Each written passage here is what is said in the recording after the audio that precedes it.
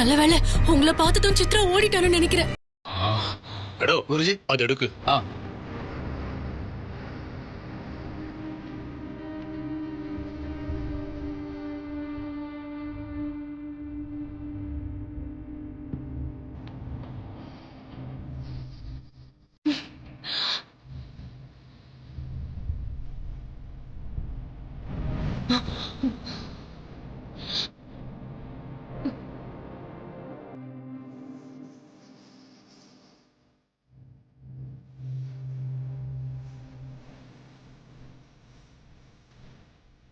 நான் எங்க இருக்கேன்? என்னாச்சு மாமா? இங்கதான் ஏன் கூட தான் இருக்கீங்க? ஸ்வேதா, நான் உங்க தாலி தாலி கட்டிட்டேன்ல? இல்ல மாமா, அதுக்குள்ள சித்ரா ஆவி உங்க உடம்புக்குள்ள புகுந்து என்ன அடி அடின்னு அடிச்சிடுச்சு. ஐயோ, சித்ராவா? சித்ரா ஆவி ஏன் உடம்புக்குள்ளையா? ஆமா. என்ன சொல்ற ஸ்வேதா? ஆளுக்காலையும் உடம்புக்குள்ள போது இது உடம்புல ஹோட்டல் ரூமா? சே, சித்ராவுமா பாத்தியா? அவளுக்கு பொறாம நான் உன்னை கல்யாணம் பண்ணிக்க போறேன்னு. சித்ரா, வெண்ணிலா, ஏன் இந்த மாதிரிலாம் படான்னு எனக்கே தெரியல. சாமி, உங்களை கை எடுத்து கும்பிட்டு நான் கேட்டுக்கிறேன், இந்த மாதிரி இந்த ஆவியெல்லாம் என் உடம்புல ஏறவே கூடாது. இனிமேல் எதுவுமே என் உடம்புக்குள்ள வரக்கூடாது. நீங்க மந்திரிச்சு எனக்கு ஒரு கயிறு கட்டுங்க. கட்டுங்க கட்டுங்க கட்டுங்க.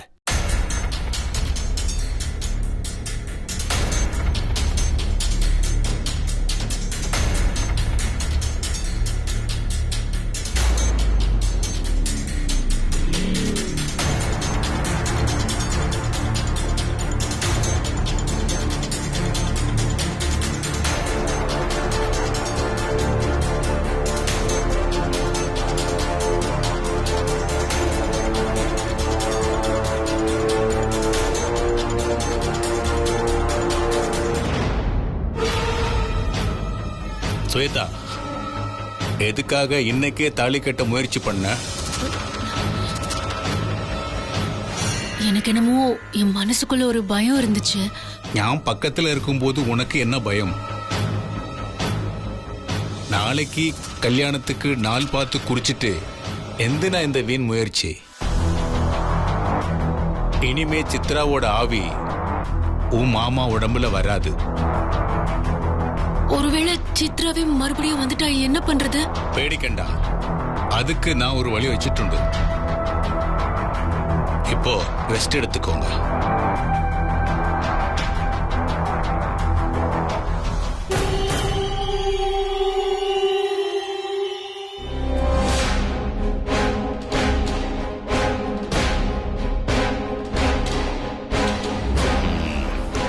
എടോ, നാം പറഞ്ഞതൊക്കെ ഓർമ്മ ഉണ്ടല്ലേ? ആ മുത്തരസനെ കൺകാണിക്കണം. சரி, அவன் நடிக்கிறானா இல்லையான்னு எனக்கு தெரியல. சித்ராவோட ஆவி புகுந்தது உண்மையானு எனக்கு சந்தேகமா இருக்கு. மறுபடியும் ஆவி புகுந்தது அது இதுன்னு இவன் ஏதாவது கலாட்டா பண்ணான்னா முத்தரசனை சிலையாக்குனதை தவிர வேற வழி இல்லை. மனசிலாயா? சரிங்க குருஜி.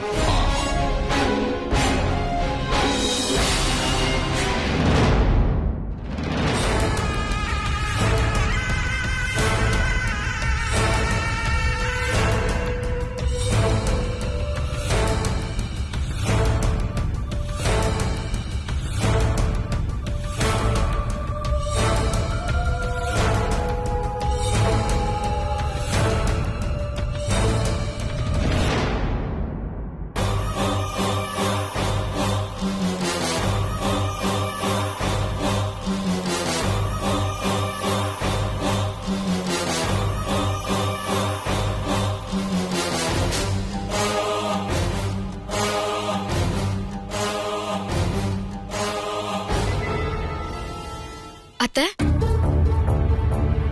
என்ன அத்தை இது? இந்த வீட்டுக்கு வாக்கப்பட்டு வந்த 3 மருமகள்களும் ஒன்னா வந்திருக்கோம். கொஞ்சம் பாருங்க அத்தை. இப்படி நீங்க பாராமுகமா இருந்தா எப்படி அத்தை?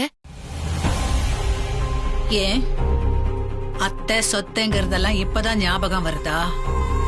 என்ன கேட்காம போய் விளக்கேத்தும் போது அது ஞாபகத்துல இல்லையா? விளக்கேத்தும் போது உங்ககிட்ட சொல்லாம பண்ணது தப்புதான் அத்தை. அவங்க திடீர்னு ஊருக்கு கிளம்புறேன்னு சொன்னதுனால நான் அப்படி பண்ணிட்டேன். அதுக்காக தான் இப்ப அவங்க முறையா சொல்ல வந்திருக்காங்க. என்ன முறையா சொல்லணும்? எல்லாமே குறையா இருக்கிறப்போ எதை போய் முறையா சொல்ல போறீங்க? இல்லம்மா, வீட்ல சமைக்கிறதுக்கு முன்னாடி பால் காய்ச்சறது தானே முறைன்னு வெண்ணிலா சொன்னா. அதுக்காகத்தான் உங்ககிட்ட முறையா சொல்ல வந்திருக்கோம். ஏன் உங்க தங்கச்சிக்கு ஏகப்பட்ட வாய் இருக்க, அதான் முழ நீளத்துக்கு நீளுதே. அவ வாய் திறந்து பேச மாட்டாளா? புலனா ஆமா அத்தை, முதல்ல இந்த வீட்ல நான் பால் காய்ச்ச போறேன். நல்லபடியா பால் பொங்கி வந்தாதான் குடும்பம் நல்லா இருக்கும்னு வெண்ணிலா அக்கா சொன்னாங்க. நீங்க கூட இருந்து அதை நடத்தி கொடுங்க அத்தை.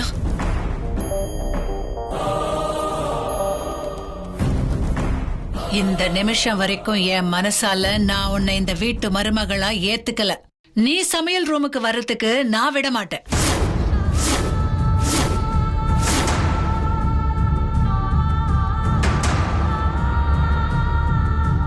என்ன அத்தை இப்படி பேசுறீங்க?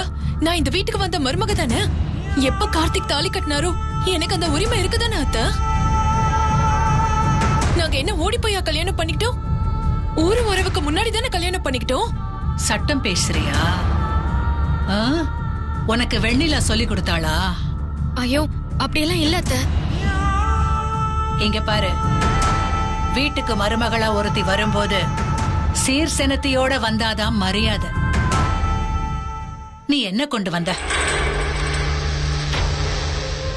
நான் என் பொண்ணுங்க பூங்கோதைக்கும் சரி ஜனனிக்கும் சரி 300 பவுண்ட் நகை போட்டு சீரும் சிறப்புமா கல்யாண செலவெல்லாம் பண்ணி கட்டி கொடுத்திருக்கேன்.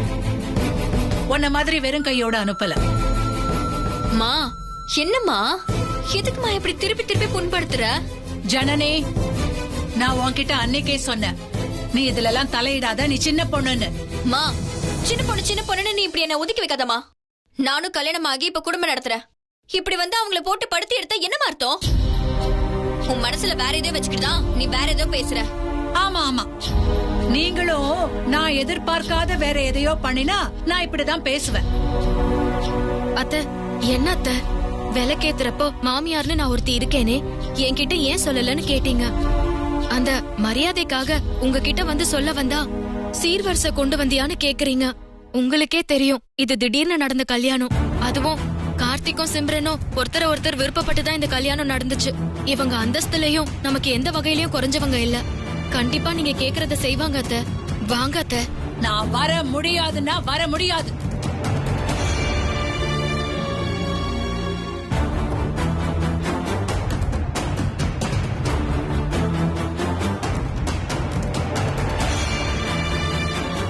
அத்தை, ஒரு மருமகளா மாமியார் கிட்ட அனுமதி கேட்கணுங்கிறது முறை. நீங்க அத பெருந்தன்மையோட ஏத்துக்கிட்டு சிம்ரனை பால் காய்ச்ச அனுமதிப்பீங்கன்னு நினைச்சேன். ஆனா நீங்க உதாசனப்படுத்தி எங்களெல்லாம் கால் தூசிக்கு சமம்னு பேசுறப்போ எங்களுக்கு வேற வழி இல்ல அத்தை. இந்த வீட்டோட மூத்த மருமகங்கிற முறையில நான் பக்கத்துல இருந்து இதை நடத்தி வைக்கிறேன் அத்தை. வா சிம்ரன், நீ அடுப்புல பால் காய்ச்சு. வா.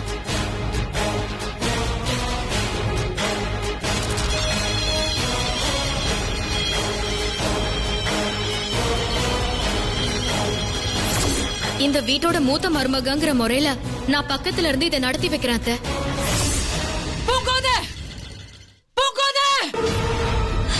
அம்மா, என்னம்மா ஆச்சு? நான் இருக்கேன், நான் செத்தலான்னு கூட பார்க்க மாட்டியா?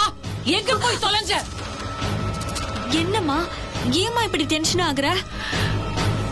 என்கிட்ட சொல்லாம விளக்கேத்தின மாதிரியே இப்ப சொல்லி சவால் விட்டுட்டு பால் காய்ச்ச போறா அந்த வெண்ணிலா. எல்லார் முன்னாடியும் என்ன கால்ல போட்டு தேய்க்கிறா அவ. விடக்கூடாது பூங்கோத, விடக்கூடாது. இந்த விஷயத்தை இப்படி பண்ணது மிகப்பெரிய தப்புன்னு அவங்கள உணர வைக்கணும். போ, அந்த சிம்ரனோட சேலையில நெருப்பு பத்தவை, அது பத்தி எரியட்டும். அத காரணம் காட்டி சகுனம் சரியில்லை, அவ வந்த வேலை சரியில்லைன்னு சொல்லி பால் காய்ச்சறத தடுக்கணும். வீட்டுக்குள்ள மத்த எந்த இடத்துலயும் அவ புழங்காம தடுக்கணும். பூஜை ரூம்குள்ள, சமையல் ரூம்குள்ளன்னு அவ எங்கேயுமே நுழையக்கூடாது. புரியுதா? மா. போ, சொல்றத செய். சரிம்மா.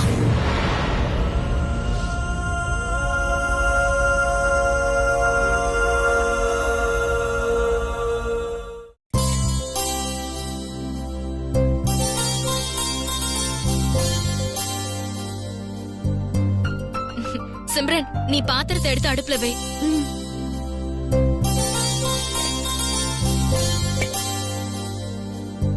இந்தா, இந்த பாலை ஊத்தி அடுப்ப பத்த வை.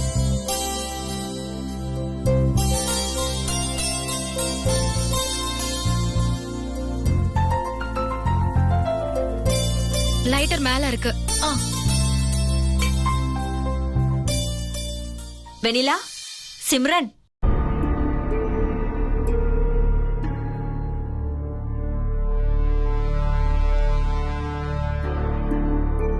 அம்மா இப்படி எல்லாம் பேசினாங்கன்னு மனசுல எதுவும் வச்சுக்க வேணாம். நடந்தது பூராவும் எனக்கும் தெரியும். ஏதோ ஆதங்கத்துல அப்படியெல்லாம் சொல்லிட்டாங்க. ஆயிரம் இருந்தாலும் சிம்ரன் நம்ம வீட்டு மருமகளன்னு ஆயிடுமா?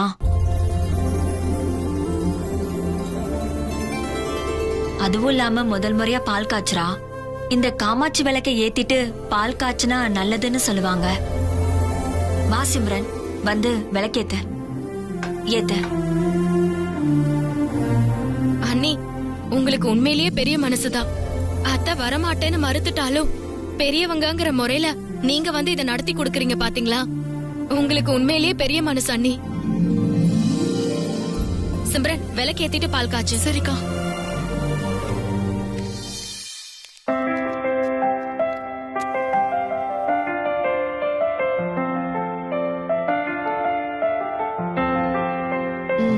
இப்ப போய் பால் காய்ச்சு.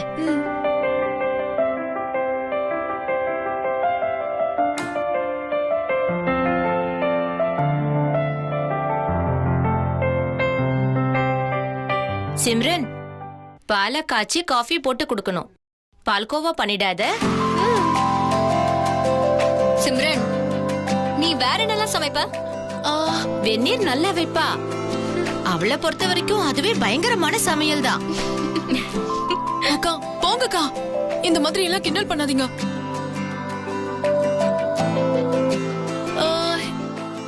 இது தானா பொங்கிடுமா இல்ல கரண்டி ஏதாவது வச்சு கலக்கி விடணுமா? அது தானா பொங்காது. நாமளும் சேர்ந்து கூடவே பொங்கணும். அப்பதான் அது பொங்கும். நாமளும் பொங்கணுமா? சிம்ரன், உன்னை அக்கா கிண்டல் பண்றாங்க. உங்களுக்கு கிண்டல் பண்ண கூட தெரியுமா? என் கதை பெரிய கதை. நான் வந்து பால் காய்ச்சற பேர் வழின்னு சொல்லிட்டு அடுப்புல பூரா பாலை பொங்க விட்டுட்டேன். அத கழுவி தொடச்சு கிளீன் பண்றதுக்குள்ள போதும் போதும் ஆயிடுச்சு தெரியுமா?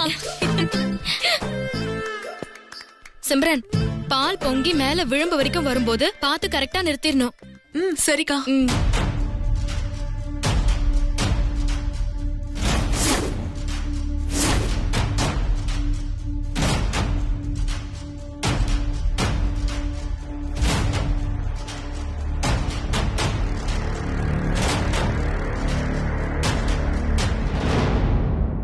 அனி, அனி. என்ன கார்த்தி, வா. சிம்ரன் பால் காய்ச்சிட்டு இருக்கான். ஐயோ அண்ணி, சொல்றது கேளுங்க. நீ ஒரு முக்கியமான விஷயம் சொல்றதுக்காக வந்திருக்க. நீங்க என்னடா நான் புரிஞ்சுக்காம? கொஞ்சம் வாங்க அண்ணி. என்ன கார்த்தி, நீ ஏன் இவ்ளோ பதட்டம்? சொல்றேன் வாங்க அண்ணி. சிம்ரன், நான் வந்துடுறேன். பால் காய்ச்சி டம்ளர்ல ஊத்தி கார்த்தி, கௌதம் எல்லாருக்கும் எடுத்து வை. கலைக்கும் பால் ஊத்தி ஆற வச்சிடு. ஓகேக்கா. வெண்ணிலா, நான் பாத்துக்கிறேன், நீ போயிட்டு வா. ஒரு நிமிஷம்.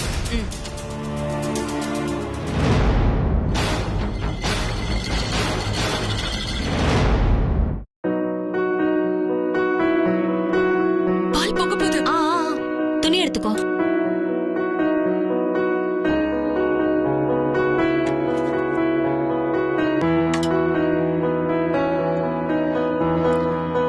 அண்ணி, பால் எல்லாருக்கும் எடுத்துட்டு போகிறதுக்கு முன்னாடி என் அக்கா என்ன கிண்டல் பண்ணாங்கல்ல, அவங்களுக்காகவே ஸ்பெஷலா கேரட் ஹல்வா செஞ்சு அசத்த போறேன்.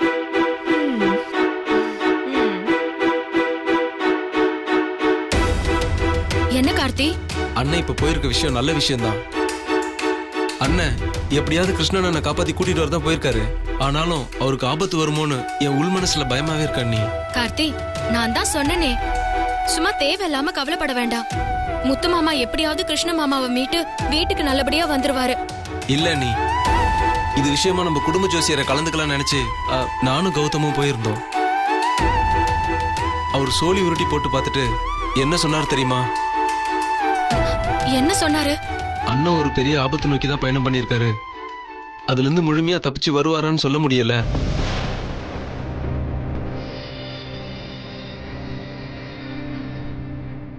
மேடம், என்ன பண்றீங்க? கேரட் ஹல்வா செய்ய போறேன். ஓ, கேரட்டா இப்படிதான் நறுக்குவீங்களா?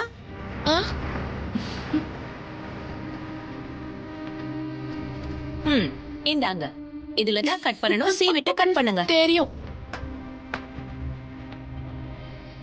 அதுல மாட்டிக்க வரும்னு தோணுதுன்னு சொன்னாரு. நான் அவர்கிட்ட முத்தரசன் எனக்கு எந்த ஆபத்தும் வந்துடக்கூடாது, அதுக்கு ஏதாவது ஒரு வழி சொல்லுங்கன்னு கேட்டேன். அவர் சொன்னாரு, இதுக்கு ஒரே வழி தெய்வத்தை நம்புறதுதான் சொன்னாரு.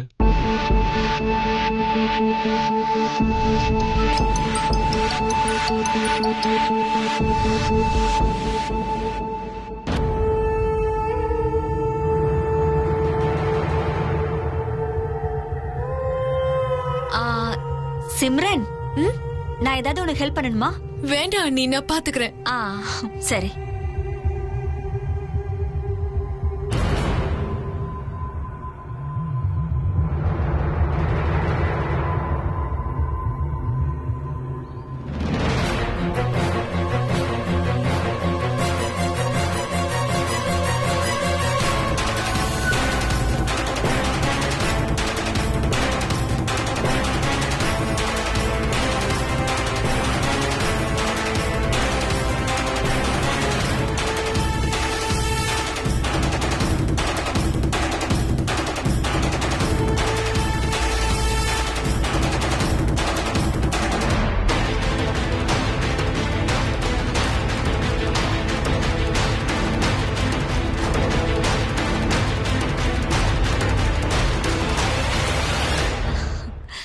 சிம்ரன், நீ வெட்டிட்டு நான் வந்துடுறேன்.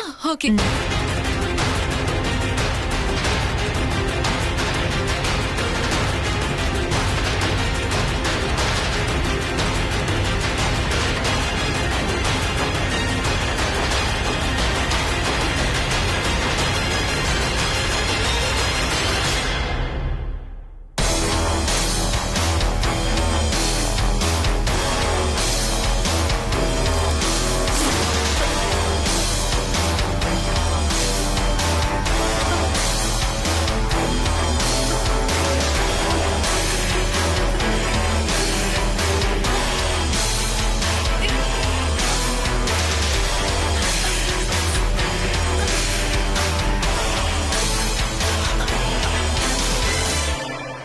வீட்டுல நம்ம எல்லாரும் சேர்ந்து சாமிக்கு 1008 அகல் விளக்கு ஏத்தி பக்தியோட பிரார்த்தனை பண்ணுங்க. அது மட்டும்தான் உங்க அண்ணனை அந்த ஆபத்துல இருந்து காப்பாத்துன்னு உறுதியா சொல்லிட்டாரு.